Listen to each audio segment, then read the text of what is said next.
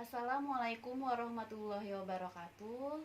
Berjumpa lagi dengan saya Nur Rahmania, mahasiswi dari Universitas Budi Luhur, Fakultas Ekonomi dan Bisnis, Program Studi Manajemen Keuangan. Dengan NIM 20315102447, kelompok D1 dengan mata kuliah Manajemen Strategi, di mana dosen pengempunya adalah Bapak Dr. Muhammad Mabrur Taufik, SAG, SE, MM. Dalam video ini saya akan menjelaskan materi pada bab 12 dan bab 14, di mana untuk memenuhi ujian akhir semester mata kuliah manajemen strategi. Materi yang pertama yaitu struktur dan desain organisasi, sedangkan materi yang kedua yaitu pengendalian strategik.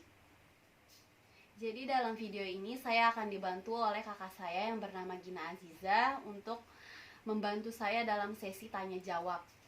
Yang pertama, saya akan menjelaskan materi bab 12 yaitu struktur dan desain organisasi. Apa itu struktur organisasi?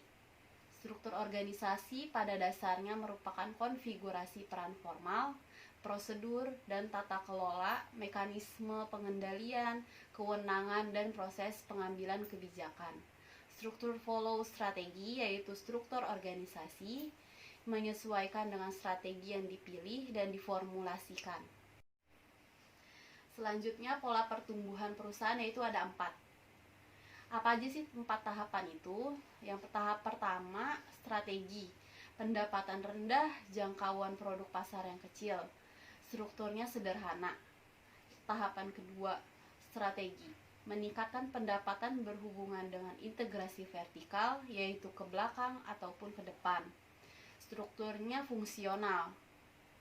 Tahapan yang ketiga, strategi. Memperluas ke dalam pasar baru, produk pasar yang berhubungan atau geografis, strukturnya divisional. Tahapan yang keempat, strategi. Pengembangan ke dalam pasar internasional, strukturnya divisi internasional, area geografis, divisi produk internasional, fungsional internasional, dan matriks internasional.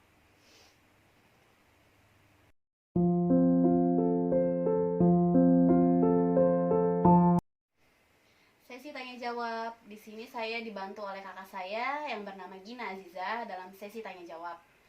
Oke Kak, tadi kan saya udah jelasin materi pembahasan bab 12. Iya. Kira-kira ada yang ingin ditanyakan nggak? Ada yang kurang paham atau kurang dimengerti? Saya sebenarnya tadi udah dijelasin, cuman saya mau tanya lagi. Nah, tadi kan tuh ada pembahasan pola pertumbuhan itu ada 4 strategi dan bentuknya itu seperti struktur organisasi yang sederhana, fungsional, divisional, divisi internasional, area geografis, divisi produk internasional, fungsional internasional, dan matrik internasional. Nah, coba tolong jelaskan masing-masing bentuk struktur organisasi tersebut. Oke, akan saya jelaskan. Yang pertama, struktur sederhana. Umumnya digunakan oleh organisasi yang sangat kecil dan mempunyai satu atau sedikit produk. Dan karakteristik utamanya itu adalah biasanya pemilik perusahaan bertindak merangkap sebagai manajer dan membuat hampir semua keputusan perusahaan. Struktur sederhana bersifat informal dan koordinasi tugas dilaksanakan dengan pengawasan langsung. Yang kedua, struktur fungsional. Ditemukan dalam organisasi di mana produk dan jasanya berhubungan, mempunyai volume produksi yang tinggi, dan berintegrasi vertikal.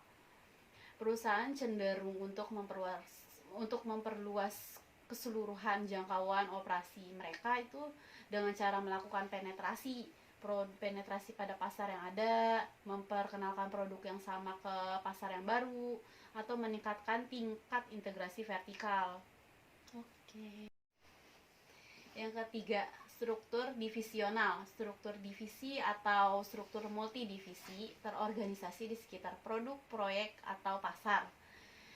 Menekankan pada kesatuan unit otonom relatif yang diatur oleh kantor korporat pusat. Divisi operasi itu secara relatif berdiri sendiri dan terdiri dari produk dan jasa.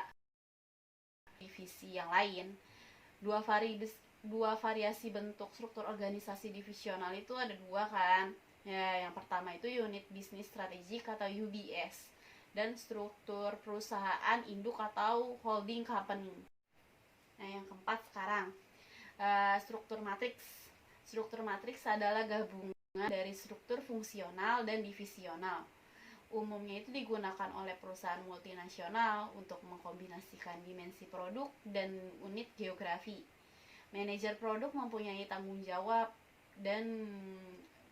yang global untuk pengembangannya, manufaktur dan distribusi pada bawahannya.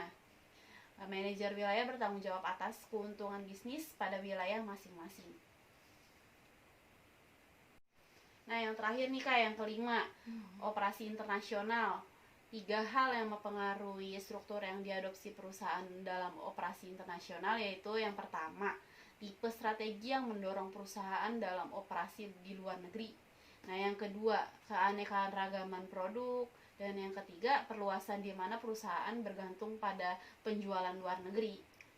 Terus tipe struktur yang digunakan untuk mengatur operasi internasional, suatu perusahaan itu yang ada juga divisi internasional, divisi area geografis, divisi produk internasional, matriks internasional, atau campuran internasional. Oh gitu. Iya, Baik, jadi Dek. gitu. Oke, sekarang saya akan membahas materi pada bab 14, yaitu pengendalian strategik. Pengendalian strategik. Dalam pengendalian strategik terdapat 2 jenis sistem, yaitu yang pertama pendekatan internasional. Didasarkan pada pendekatan umpan balik, strategi, sasaran, dan tujuan organisasi. Hanya sedikit berubah atau bahkan tidak ada perubahan sama sekali sampai batas waktu yang ditentukan. Pendekatan tradisional mengikuti tahapan yang berurutan, yaitu yang pertama, strategi diformulasikan dan manajemen puncak menetapkan sasaran. Yang kedua, strategi diimplementasikan. Yang ketiga, kinerja diukur berdasarkan sasaran yang telah ditetapkan sebelumnya. Pada pendekatan tradisional atau kris agraris, sistem ini dinamakan single loop. Dan dengan sistem ini, sistem pengendalian hanya membandingkan kinerja aktual dengan sasaran yang telah tetapkan sebelumnya. Akan tepat digunakan apabila lingkungan bisnis berada dalam keadaan yang stabil dan relatif sederhana.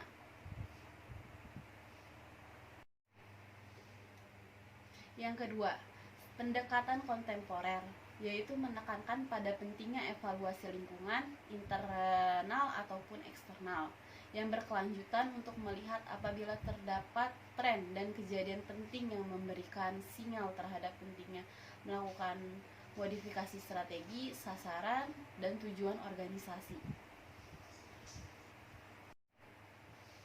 Pada pendekatan kontemporer dinamakan double loop, di mana asumsi dasar pemikiran, sasaran, dan strategi organisasi dievaluasi, diuji, dan dikaji ulang secara terus-menerus.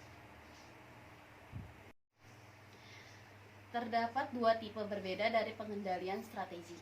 Yang pertama, pengendalian informasi. Apakah organisasi melakukan hal-hal yang benar dalam implementasi strategi? Yang kedua, pengendalian perilaku. Apakah organisasi melakukan segala sesuatunya dengan benar dalam implementasi strategi?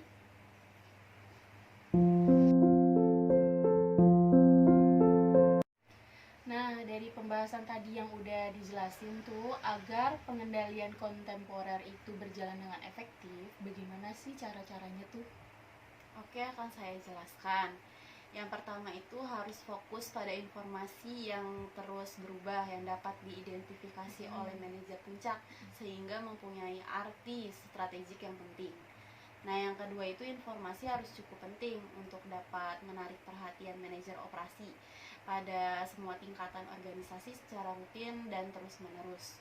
Nah, yang ketiga itu ada data dan informasi yang dihasilkan oleh sistem pengendalian paling baik bila diinterpretasikan dan didiskusikan pada pertemuan tatap muka dengan atasan, bawahan, dan rekan bisnis. Nah, yang terakhir itu sistem pengendalian kontemporer adalah katalis kunci bagi perdebatan tentang data, asumsi, dan rencana aksi yang dilakukan terus-menerus.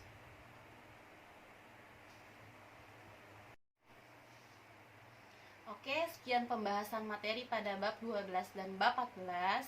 Semoga dapat bermanfaat untuk semuanya. Kurang lebihnya mohon maaf. Wassalamualaikum warahmatullahi wabarakatuh. Salam budi luhur.